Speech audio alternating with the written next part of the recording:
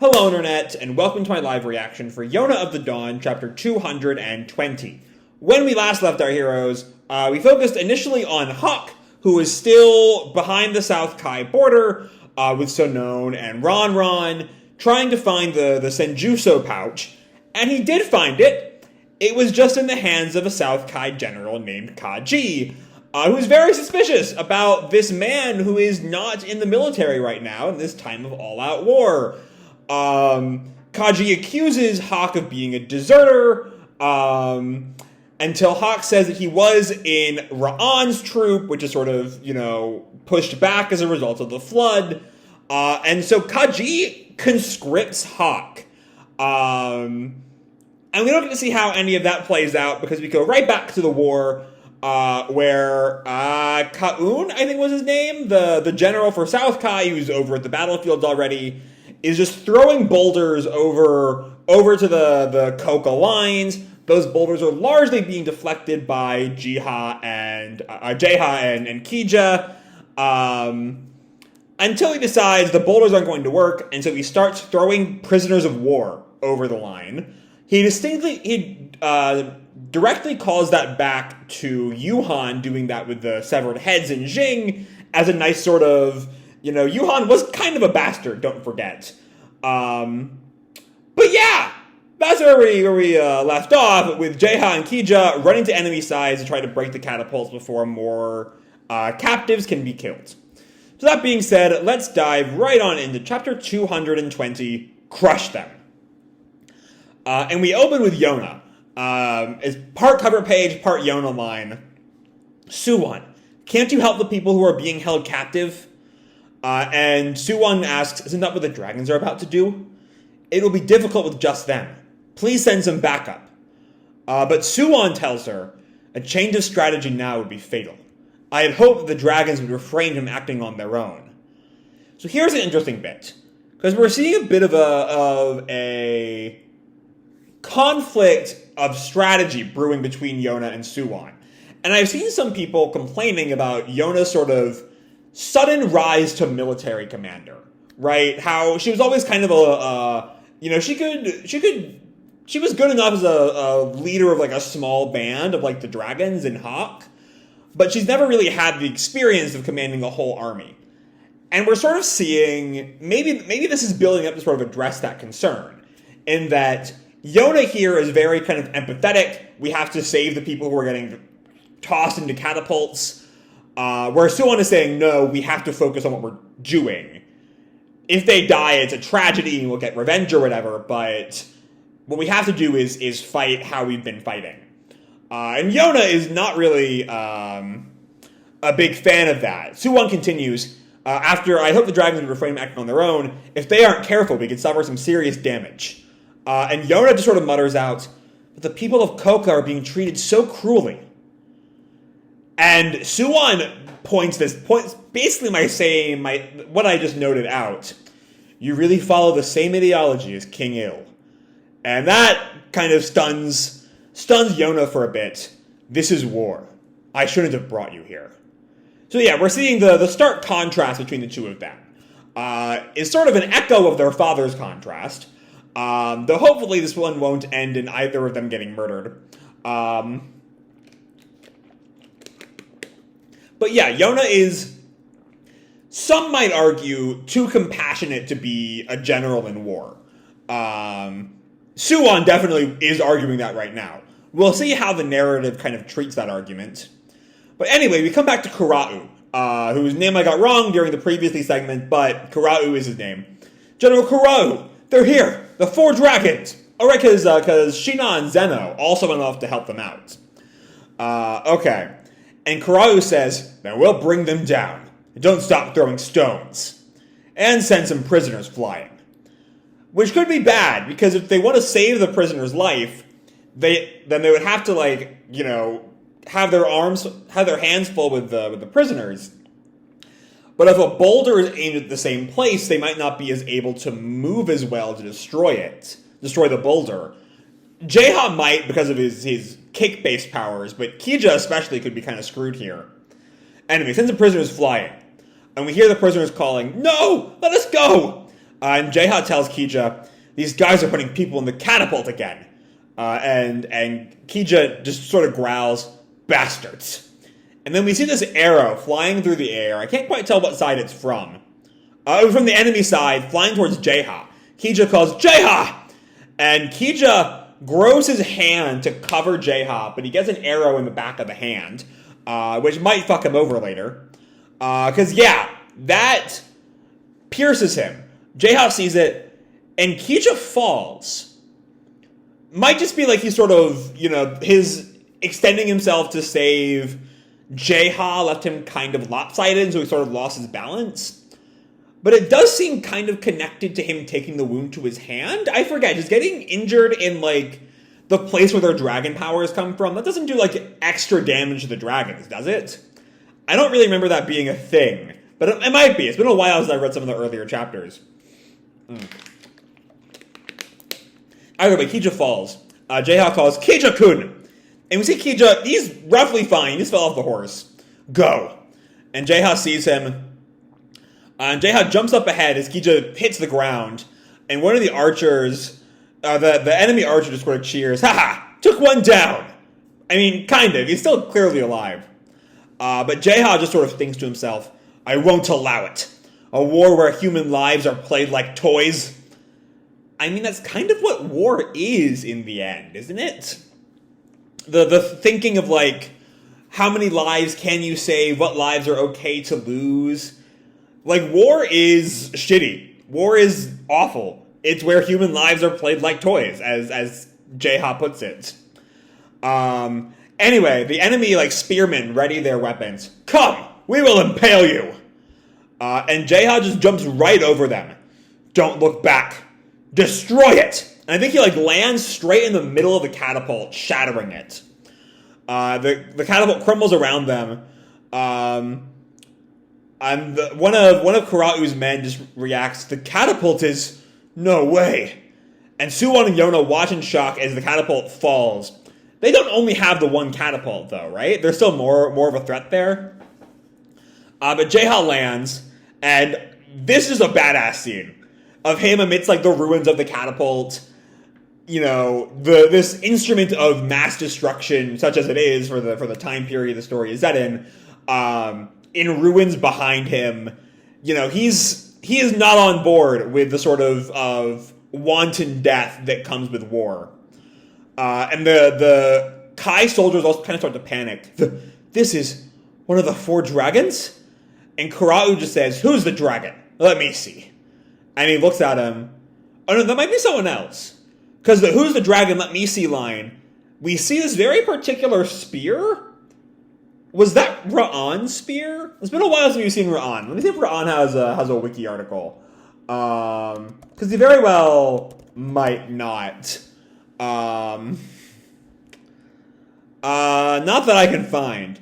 But that spear might have been part of Ra'an's set. Maybe Ra'an is here. Because when we see Kura-U, he's clearly not holding a weapon. When he says, to think he would crush the catapult. And Jae-Ha, bloodied up, glares up at Kura-U. Oh, what a pretty face you have there. But unfortunately, that dragon head of yours doesn't seem very smart, huh? We have 5 catapults left, and more than enough prisoners to throw. Our army is 100,000 men strong. What did a single beast come here for? And it seemed like I was wrong. That spear does look to be Kura-U's in this panel. It just really does not look like he's holding anything in his right hand on that bottom panel of page 11. Anyway.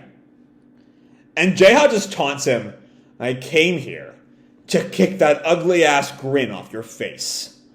And Kura-U just sort of...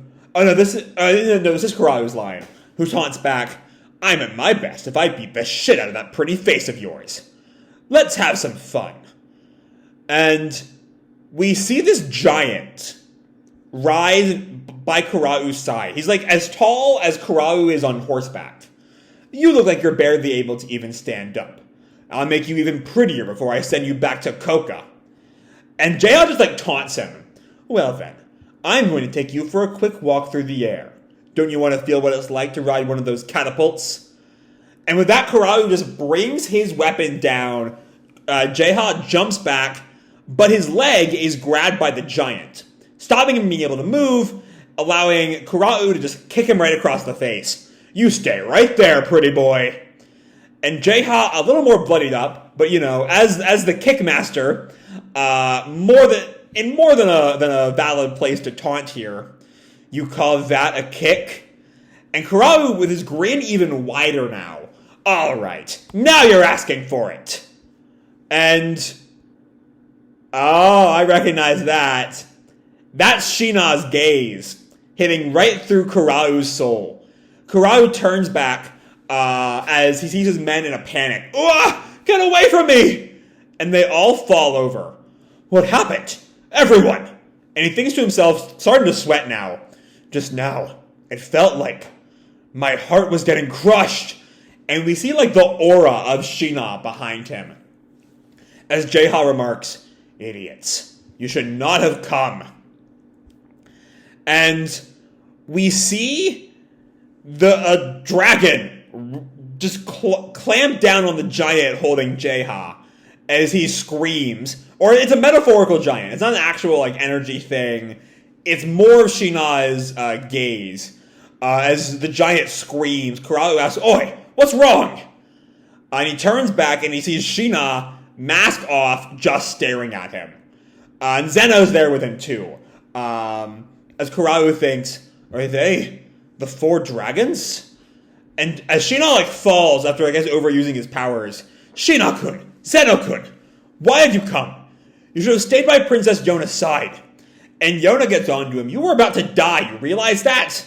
The princess said she felt something was off. And Shina, on the ground, I love this, bit of Ao just, resting his head on Shina's hair. Jae-Ha, we can't let the princess suffer any longer. We must find Hawk and take him back. And Zeno helps Shina up, as Jae-Ha calls, Zeno-kun! And Zeno takes a spear to the gut. Not like that's really going to matter, but it's Kura-U's spear. And he's hoisted Zeno up above him, letting Zeno's blood fall on his face. Did you really think I would just let you go like that? What did you do to my soldiers? What a strange trick you pulled. And we see Shina and Jae-Ha reacting to Zeno's skewering. And Kura-U is just taunting now. Since you've come this far, I'll personally beat the last breath out of you. And Zeno, still impaled, blood running down his mouth, just taunts. Last breath? You won't be finished even if you're old and gray. But just some incredibly badass taunting from Zeno, considering he's mid-skewering. I will say, though, there's a quote, I don't know who said it, but a quote about, you can't really write an anti-war story because depictions of war always end up getting lost in the badassness of it all. That's in no way near the exact quote, but it's close enough to the point. And I'm kind of thinking about that in terms of this chapter, because we have this bit where Jae-Ha is really close to the point of what all war is, that I won't allow it, a war where human lives are played like toys. That's kind of what war is. And so it seems like that line is getting close to a war is hell and there should never be, war is always a bad thing. But also, it does get a little lost in just the badassery of this whole fight. That kind of ends up muddying that theme, if that is what Mizunagi is going for. It feels like that's what she's going for here. Though I might be wrong. Kusanagi, I mean. I always get the Mizuho and the Kusanagi bit. And I'm always saying Mizunagi. But what Kusanagi is going for, I mean, is a sort of war is hell. It's sort of lost in just how fucking cool all this shit is. Which is, I mean, it's cool. It's real fucking cool. But also, it also seems to have this kind of anti-war bent. I don't know. We'll see. Anyway, back at Koka Command, a soldier is reporting to Yona and Soo-Won and Kaisuk. The 1st Battalion, led by General Judo, was engaged in battle with South Kai. they managed to destroy the catapult. Though, as I'm not sure that Kura-U, right? Because I think maybe Kura-U only brought out the one catapult, and his line to Jae-Ha about we still have 5 more or whatever, is kind of a shock there. I just sort of assumed there were more, but maybe it was supposed to be a bit of a surprise that there are more catapults. But maybe Koka thinks the catapult threat is done. So Soo-Won announces that the second and third rows advance. And Yona turns to the soldier, the captives, and how are the people rescued by Kija and Jae-Ha? And the soldier tells her, they still remain on the battlefield. And this is Yona's line, I think. They'll soon be crushed by the enemy cavalry. We need to send some medics. And Soo-Won cuts her off. Advance. I have chosen. Okay. So it seems to me there that that's going to be a rift. A definitive rift between the two. Soo-Won saying, we're going to advance. If the captives die, they're already dead. And if they live, that's great. But I'm also curious. The thing I'm really interested in this war, we don't have a lot of character. There's some characterization with the Kai people, but not a lot that I'm super invested in Kai. The thing about the war itself, the actual battle that I'm invested in, is sort of how it will affect the alliance once Yona leaves. That's what I'm kind of intrigued by, because as we've been seeing, the dragons are becoming more and more central to the Koka military. And Koka's image of itself and the people's image of the monarchy, the dragons are important. And if the dragons are leaving, maybe on some level Soo-Won's saying, if they're going to go, fuck them. They can die. I don't need them. It's not a big deal if they die here because they're going to leave me anyway. Maybe that's part of Soo-Won's thinking here. Anyway, someone interrupts Soo-Won there. Princess Yona. And it's Geun-Tae on his knees. Please allow me to be of service. And Yona looks at him. Geun-Tae? I have given away the command of my army. And I shall fight alongside the people of Awa. And we see it's the Jae-Ha's own crew. And we see one of the lieutenant of that crew. Princess Yona, we will rescue the captives. Okay. So that's sort of, because Geun-Tae until now has always been very stark Soo-Won supporter, and we've seen him sort of contemplate his role in all of this, given Hawk's support in the defense of Keen. And this might be him firmly breaking away from Soo-Won. And Yona's just shocked, you guys, we fought here alongside Hawk. And Geun-Tae picks up, the kingdom is indebted to Princess Yona and the Thunder Beast for their aid in Awa in the Keen province.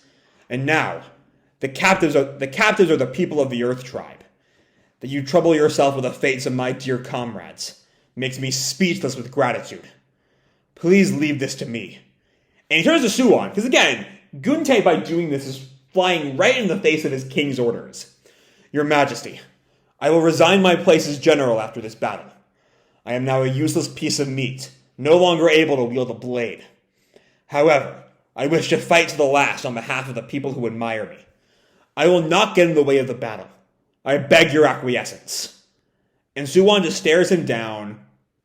And Kai-Suk, we cut to Kai-Suk sort of thinking, was it unwise to speak of abandoning the Earth Tribe captives in front of General Geun-Tae? No. The general understands the rules of war. Yona and the Thunder Beast are too soft-hearted to be rulers. But that soft-heartedness is what saved General Geun-Tae's life. And when the Thunder Beast sacrificed himself in his stead, that moved his heart. To think that he would defy His Majesty Soo-Won's command to follow Princess Yona.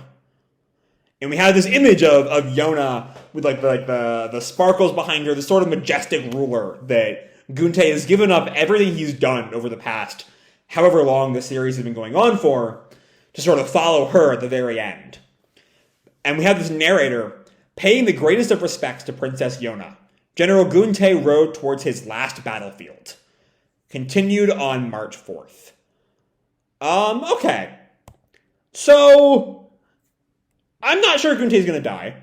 That road towards his last battlefield feels like it's saying he's going to die, but also he could just retire. If he's going to retire after this, this is technically his last battlefield. So it's not really saying that Geun-Tae is like 100% dead now. It's just saying that he's not going to war after this. But anyway, this is a real fun chapter. There's so much good shit going on here. As I said earlier, it's almost too fun.